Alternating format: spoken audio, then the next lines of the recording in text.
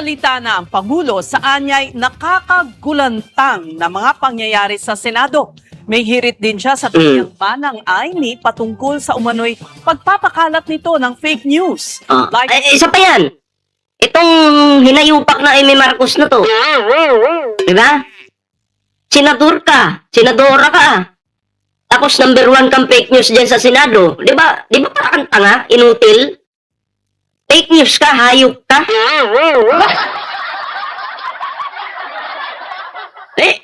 Ang pangit naman kasi na nanggagaling pa sa inyo yung kasinungalingan dyan. Diba?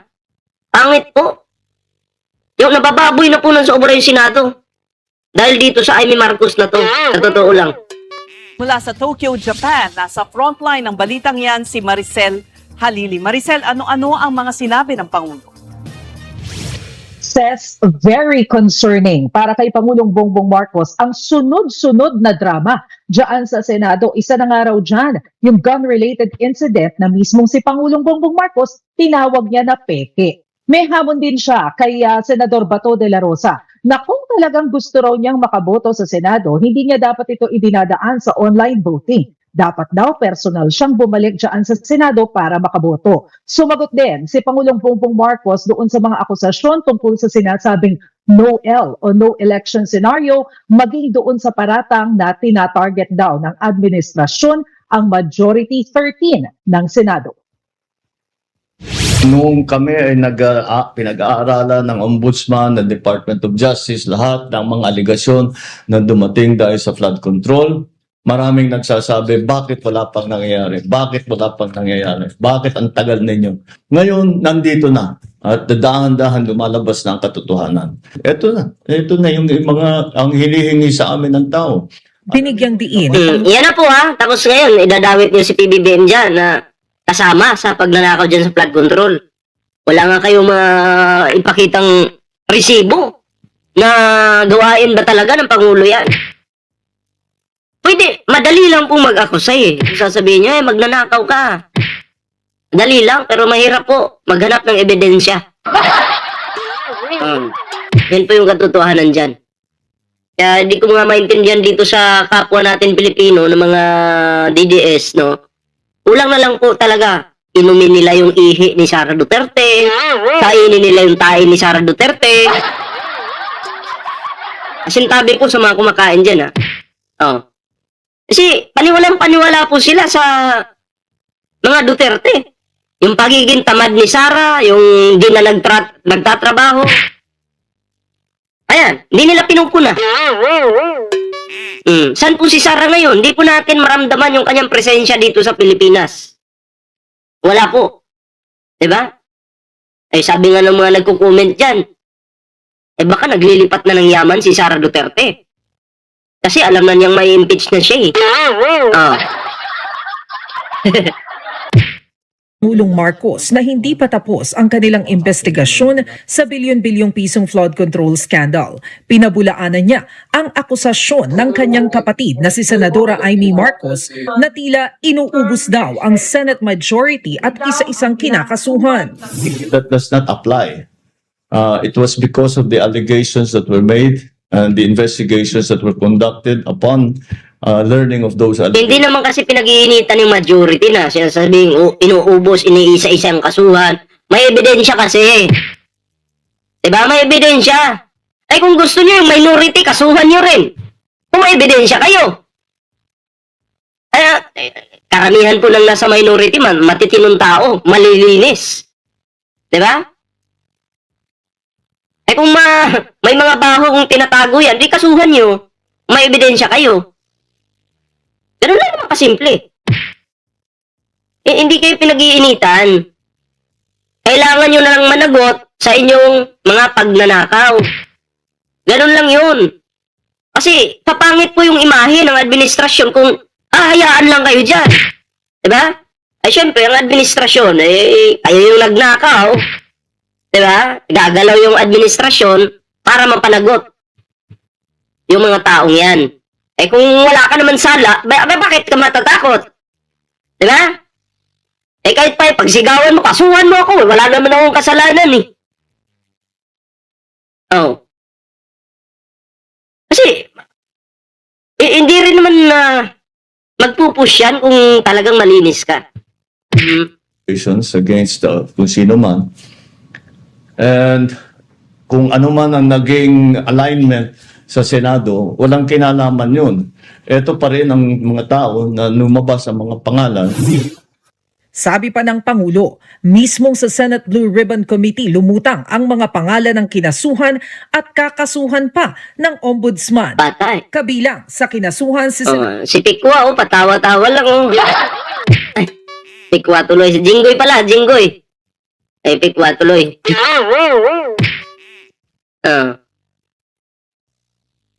Ay, shoutout po kay Carmi Chuck. Ay, shoutout po sa iyo, Senador Jinggoy Estrada. Kakasuhan naman daw ng Ombudsman si Senador Joel Villanueva. Si Pastor. At bagamat hiwalay sa flood control scandal, plano ring kasuhan si Senador Rodante Marcoleta.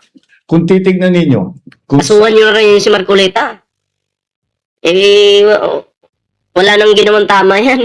May tama na ang pinagbabasihan lahat itong mga ito ay doon sa testimonya sa Blue Ribbon Committee. Doon naman lumabas lahat ito. So, binigay ng Blue Ribbon Committee sa Ombudsman at sa DOJ ang mga findings nila. Ito ang naging resulta ngayon. So, it has nothing to do with the alignment. Kung magbago yan, the alignment is different again tomorrow. Hindi, I'm not saying it will be. But if the alignments are different again in terms of the majority, paano mo sasabihin pag nagbago na naman yan? So, walang kinalaman yung majority, minority sa Senado. Ang nakakabahala para kay Pangulong Marcos ay ang mga nangyayari sa Senado. Bukod sa bumabaw ang level ng diskurso, marami pang fake news. How concerning is this, sir? I watched with horror that this is the Senate, that the Senate has become this. Madalas kaming nagtitinginan ni E.S. Ralph, ganito ba tayo? Ganyan ba tayo nung senator tayo? Narating pa tayo sa putukan, tapos fake pala yung putukan, tapos hindi ko maintindihan. Walang nangyayari Hindi naman sila artista. kagaya na. Dagdag ni PBBM, naging kanlungan pa ng pugante ang Senado. I was watching the comments of former SP, another colleague of ours, Senator Frank Drilon. Sabi niya, paano nangyari dito? The Senate is now sheltering fugitives from justice. How did that happen? I don't understand how a Senate is supposed to function if those are the kind of things that the Senate is embroiled in. Tutol din ng Pangulo sa panukala ni Senador Rodante Marcoleta na payagan ng online voting sa Senado. Wala raw malinaw na basihan para rito. At tanging si Senador Bato de la Rosa lang ang makikinabang. It will only be applicable to Senator Bato para makaboto si Senator Bato dahil nagtatago siya. Now, for someone who is actually a fugitive from justice, na hinahanap ng pulis, na hinahanap ng Interpol, at may arrest warrant galing sa ICC, palagay ko, hindi siya dapat bumoto hanggat dumating siya dun sa Senado. May hirit din ang Pangulo kay Senador Amy tungkol sa umano'y pagpapakalat ng fake news. Ito na. Parang baliw to sa Amy. Tingnan niyo yung mukha. Amy, tungkol sa... Wait lang, balik natin. Ayan nababaliw ka na ba, Amy? Bakit nakahawak to sa ulo? Ayan Wala lang po sa tama itong ginagawa ni Amy Marcos. Senado pa yan, Senado po yan. Pero siya mismo yung nagpapakalat ng fake news na sinasabayan din ng mga tangang mga DDS. Diba? Ang daming naniniwala sa kanya. Ang galing-galing daw ni Amy. Saan banda? Alam nyo, nakakahiya to. Itong sinusuporta ng mga DDS na si Amy Marcos, no? Hindi na po nagtatrabaho para sa mga Pilipino, para sa mga kababayan natin, para sa Pilipinas. Diba? Araw-araw po, ang ginagawa ng mga to ay pagtanggol. Yung kanilang mga kakampi, mga Duterte. Yun po, para bang sa kanila na siya nagtatrabaho. Diba? Wala na siyang pakialam sa taong bayan. Importante, may pagtanggol niya yung kanyang pinaglilingkurang mga Duterte. Ha? Yun yung nakikita ko ngayon. Pero kung check nyo po dito, pagmumukha ni Amy dyan, parang, alam mo yung parang baliw. Oh. Baliw ka na talaga, Amy. Di ba? Kapag nagalit ang taong bayan, kinaladkad ka, sigurado, lalong mangingi ang baba mo. Di ba? Totoo po yan, pag nagalit ang taong bayan, ito po yung hawakan sa kanya, oh. Takalad ka rin siya palabas ng Senado. Hindi po kasi maganda na dyan pa mismo manggagaling yung fake news. Ang daming mga minors na nanonood sa mga hearings na yan. Tapos mapapanood nila yung pagpi-fake news mo. Ang ina talaga. Ang Pangulo kay Senador Amy tungkol sa umunoy pagpapakalat ng fake news. Aniya, dapat sisantihin ng Senadora ang staff niyang nagsabi na ipinupursige ng Malacanang ang no-L o no election scenario. She should fire her staffer who gave her that information. Because, the fake news affects, hurts everyone. Not only those that fake news is attacking, but also those who are purveying that fake news. The purveyors of fake news are also damaged by this kind of. So she should choose her sources of information. Test out of this world, sabi ni Pangulong Bongbong Marcos, ang sinasabi ng isang senador na tanging si Senador Alan Peter Cayetano lamang ang naging Senate President na walang basbas ng Malacanang. Sabi ni Pangulong Bongbong Marcos, kahit daw sinong senador ang tanungin tungkol dito, matatawa lamang daw sa pahayag na ito dahil malinaw naman daw na mga senador lamang ang makakapili kung sino ang kanilang magiging Senate President at walang kinalaman dito ang Malacanang. Ses? Masisinagot din ba ng Pangulo kung may plano siya sa pagpapatalaga ng mga opisyal na hindi nanalo noong nagdaang eleksyon ngayong tapos na ang one-year ban? Oo, Ses, natanong din yan kanina doon sa press briefing ni Pangulong Bongbong Marcos at hindi niya ikinaila na talagang may plano raw siya na italaga yung ilan doon sa mga kumandidato sa midterm elections at ilagay bilang bahagi ng kanyang administrasyon. Ang sabi kasi ng Pangulo, tapos na nga raw yung one-year ban at nakikita naman daw niya na may mga kumandidato na malinaw din naman daw ang talento para magsilbi sa pamahalaan. Hindi daw ibig sabihin na mga senatorial candidates agad na natalo yung kanyang itatalaga. Meron din daw ibang posisyon pero hintayin na lang daw yung kanyang anunsyo sa mga susunod na araw. Ses? Maraming salamat, Maricel Halili. So, ayan, wala. Pahiya si Amy Marcos dito. Ang pangit naman kasi, senadora ka. Tapos yung staff mo gumagawa ng video.